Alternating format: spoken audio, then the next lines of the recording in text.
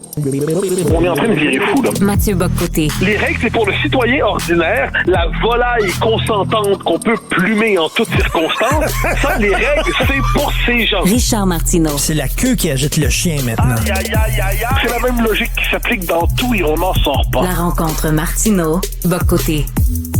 Mathieu, est-ce que tu savais ça, toi, que le référendum que promet le PQ lors de son premier mandat va être un référendum contre l'immigration?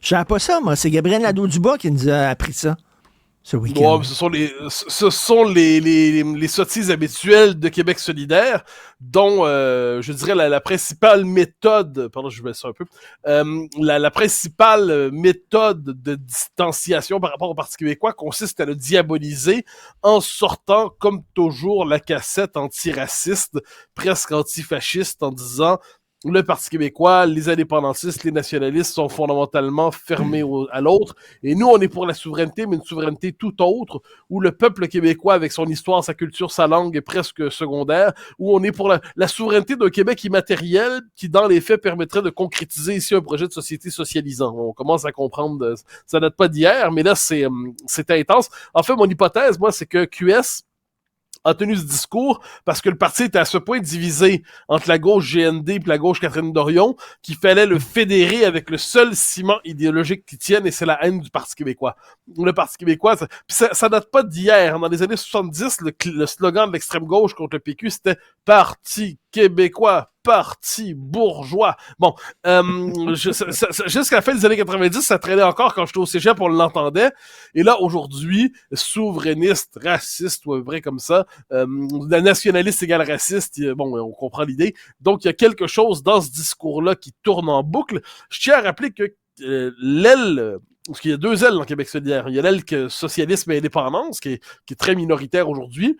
Puis il y a l'aile qui est issue des ML des années 70 et ensuite du mouvement communautaire des années 80 converti au multiculturalisme dans les années où il y a la diversité radicale des années 80, 90, 2000. Cette aile-là, à la fin des années 70, au temps des marxistes-léninistes dans Lutte, ils étaient opposés à la loi 101. La loi 101 était vue comme une loi discriminatoire, une loi qui puis le mouvement indépendantiste était critiqué parce qu'il divisait la classe ouvrière canadienne. Donc, les familles politiques peuvent quelquefois rompre avec leur part toxique, mais dans le cas de QS, j'ai l'impression qu'elle est remontée à la surface. Puis par ailleurs, est-ce que QS a vraiment l'impression de rejoindre l'électorat en cherchant à diaboliser la volonté de contrôler l'immigration? Dire à quel électorat parle-t-il en espérant croître avec cela? Je note par ailleurs que leur discours ce week-end a croisé complètement celui de Philippe Couillard, hein, le revenant du PLQ, qui a dit de son côté populisme, intolérance, populisme. Donc les deux, en fait, tu sais, le Parti libéral a rompu avec les francophones en mettant de l'avant le discours couillardiste comme la rupture définitive, puis le PLQ est pas capable de progresser chez les francophones en bonne partie à cause de son discours anti-identitaire, mais les deux ont décidé de mettre ça de l'avant. C'est assez fascinant. Comme tu disais tantôt avec Emmanuel Latraverse, c'est le PLQS. C'est ça. Ah ben oui, non, mais moi, il y a une convergence entre les deux. Donc, le PLQ, bon, oui, c'est l'aile économique droitière du régime fédéral, entre guillemets, et QS, c'est évidemment, ils sont dans le socialisme, l'éco-socialisme, tout ça, mais sur la question identitaire, ces deux partis convergent dans le refus du nationalisme québécois et dans une adhésion explicite dans un cas, ça c'est les libéraux, ou implicite dans l'autre, c'est QS, au multiculturalisme canadien qu'il rebaptise interculturalisme québécois au Québec.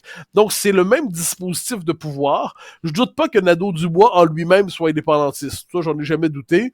Je doute pas que ça garde rapproché de soi. Je dis que le courant, mais GND, on pourrait dire, c'est la dernière trace du courant socialisme et indépendance dans QS.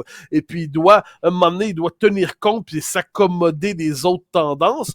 Puis la sienne, donc, il pratique encore un souverainisme de façade. Là. De temps en temps, il brandit le drapeau du Québec. Mais sur le fond des choses, même quand il dit qu'il est pour l'indépendance, tout récemment, une déclaration, il dit la souveraineté, pourquoi? Pour être capable de refonder un nouveau pays en partage avec les peuples autochtones. Bon, moi, j'ai rien contre le respect des peuples amérindiens, là, l'enjeu est pas là. Mais si tu veux faire l'indépendance, pas pour le peuple québécois, mais pour les peuples amérindiens, c'est que là, tu sembles mal comprendre l'histoire du Québec elle-même. Là. C'est-à-dire, le peuple québécois a quand même le droit d'être mentionné lui-même un peu de temps en temps, j'espère. Donc, c'est le spectacle habituel auquel on a droit de la part des antinationalistes, qu'ils soient orange ou qu'ils soient rouges. Mais selon toi, est-ce que QS avance masqué, là, la fameuse déclaration de Saguenay, est-ce que c'est vraiment une transformation en profondeur de QS où on se donne des airs de modéré pour mieux passer le discours radical? Parce que les gens qui sont là, qui étaient là ce week-end, il y a 2 semaines, ils défendaient le programme de QS. Le programme de QS, c'était la nationalisation des banques, de l'industrie minière, de l'industrie forestière, bannir la publicité de l'entreprise privée. C'était vraiment très radical. Et là, est-ce que tu penses que c'est un changement en profondeur ou c'est un relooking, là? Non, moi, je trouve que c'est une blague, ça. C'est-à-dire, on nous a dit, on est désormais un parti de gouvernement. Puis on est censé les croire. Tu sais, on est censé... Le titre de parti de gouvernement, là, je précise que c'est pas un titre moral. Est-ce que c'est un parti qui, dans sa position électorale, est en position de conquérir le gouvernement ou à tout le moins de le reconquérir s'il l'a déjà exercé. Il a déjà exercé le pouvoir puis été chassé. C'est pas, le titre de gouvernement, c'est pas un certificat, là, genre, parti de gouvernement, c'est pas de même, ça marche, là. Or, QS n'est pas en position. En ce moment, il n'a jamais été en position de former ni le gouvernement, ni même l'opposition officielle. Et écoute, justement, si, mettons, QS se positionnait très bien dans les sondages, ils n'auraient pas effectué ce virage-là. Du tout. Absolument pas. Ça m'apparaît évident. Puis surtout, c'est que là, il faut comprendre. QS, c'est un parti idéologique. Sa matrice idéologique, qu'est-ce que c'est? C'est l'éco-socialisme, qui est déjà, qui est un peu au pouvoir à Montréal, à Québec, dans d'autres villes, en France, à Nantes, à Paris, à Bordeaux, à Lyon. C'est un multiculturalisme qu'il nomme poliment interculturalisme québécois. C'est une adhésion au comment je dirais ça, dans le multiculturalisme, à la doctrine des accommodements raisonnables qui peut aller jusqu'à la complaisance pour la charia, comme nous disait récemment Guillaume Rousseau. C'est pas un détail, dans un texte assez bien documenté sur le site du journal. Donc, QS a son programme. Ensuite, ils peuvent décider, dans la version publique, d'en atténuer la formulation, mais le cœur du programme est là. Puis s'ils nous expliquent qu'ils veulent nous transformer en société éco-socialiste en 5 ans, en 10 ans, en 15 ans ou en 20 ans, ils veulent quand même nous transformer en société éco-socialiste, qui serait fondamentalement autoritaire, qui serait fondamentalement régressive du point de vue des libertés, qui nous condamnerait, quoi qu'ils en disent, à une régression en matière de prospérité. Nous le savons. D'autant le socialisme, ça a déjà été essayé au 20e siècle. Moi, ça me fascine de voir que des gens croient encore à ce machin qui a été essayé souvent et qui a toujours donné les mêmes résultats. Alors aujourd'hui, on n'est plus les mêmes socialistes qu'hier. Qu'est-ce que vous avez retenu comme leçon du 20e siècle exactement? Je suis curieux. Vous avez retenu quoi? Pas de goulag? Très bien, on avait compris. Mais l'autoritarisme d'État, vous voulez quand même un État très autoritaire. Bon. Et donc là, il faut quand même demander cesser de nous prendre pour des oiseaux. Écoute, c'était assez particulier de voir le Parti libéral du Québec rendre hommage à Philippe Couillard. Si le Parti libéral du Québec a tant de la misère, s'il attire seulement que 6% de l'électorat francophone, c'est à cause de Philippe Couillard. C'est Philippe Couillard qui les a mis dans cette position-là, qui les a peinturés dans le coin, qui les a transformés en partie des anglophones et des allophones. Et là, les autres sont en train de célébrer le gars qui les a vidés totalement de leur appui francophone. C'est délirant. C'est l'histoire du gars qui veut reséduire sa blonde, mais ils sont plus ensemble depuis 5-6 ans. Et puis là, il se dit, ma blonde détestait vraiment cette chemise hawaïenne insupportable. Eh bien, on se revoit depuis 10 ans, je vais la porter à soir pour la gagner. Hein? Il n'y a rien de plus beau que cette chemise hawaïenne pour être capable de la convaincre, même si chaque fois que je la portais, elle me menaçait de divorce. Bon. Il y a quelque chose là-dedans dans le discours du PLQ, je trouve ça un peu fou. Le PLQ, couillardisé, c'est le parti qui expliquait sans arrêt aux francophones qu'ils étaient laissés eux-mêmes fondamentalement xénophobes, intolérants. C'est le bonhomme Couillard qui expliquait qu'il fallait que les employés d'usine à la chaîne parlent anglais au cas où un contrôleur international vienne faire leur tour, qu'il soit capable de parler la langue du boss si le boss il vient de l'étranger. C'est quand même pas mal. Il oubliait de parler français de temps en temps quand il allait à l'étranger. C'est celui qui expliquait que être québécois, c'est notre manière d'être canadien. T'sais, être québécois, c'est pas être québécois à part entière. C'est une modalité de l'existence canadienne. C'est celui qui a refusé, qui voulait, puis ça, j'en parlais avec Emmanuel tantôt, parce que elle n'avait pas le souvenir, mais moi, j'en ai gardé un souvenir très vif. Le Parti libéral sous Couillard a voulu faire une loi pour interdire la critique des propos haineux, entre guillemets, et des religions, notamment. Et il voulait faire un registre public des propos, des délinquants de la parole qui serait rendu coupable de propos dits haineux envers la religion. Et on se souvient d'ailleurs que certains partisans de la chose disaient oui, il faut pas permettre de rire de la religion, c'est mal. Et monsieur ose parler de la liberté. Mais il ose parler de la liberté, mais qui est cet homme? Qui est ce farceur? Ils viennent de nous ressortir les cyniques. Je veux dire, il y a quand même des saintes limites à rire de nous autres. Le bonhomme était favorable à une loi de censure. Et puis, il nous explique que c'est un grand libéral. Bon, à un moment donné, ce monsieur, ce farceur, moi, ça me dérange pas qu'il le ressorte. Hein. Je veux dire, Philippe Couillard, moi, le jour où on fait une campagne référendaire, il faut mettre Philippe Couillard partout. Il faut lui donner toutes les tribunes. Je pense pas, il parle, le camp du oui augmente.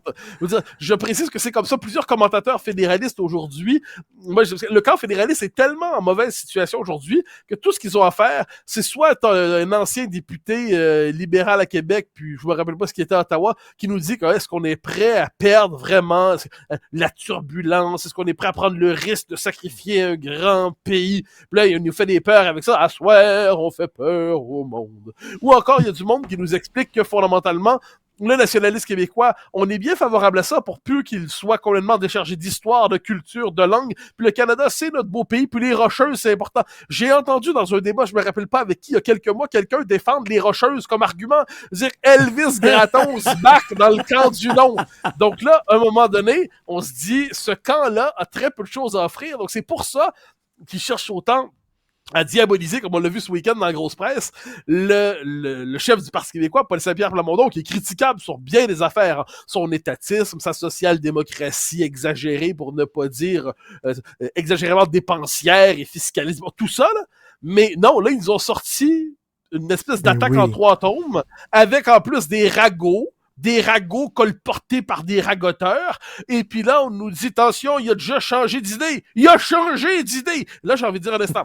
René Lévesque a changé d'idée, il était fédéraliste, devenu souverainiste. Jacques Parizeau a changé d'idée, il était fédéraliste, devenu souverainiste.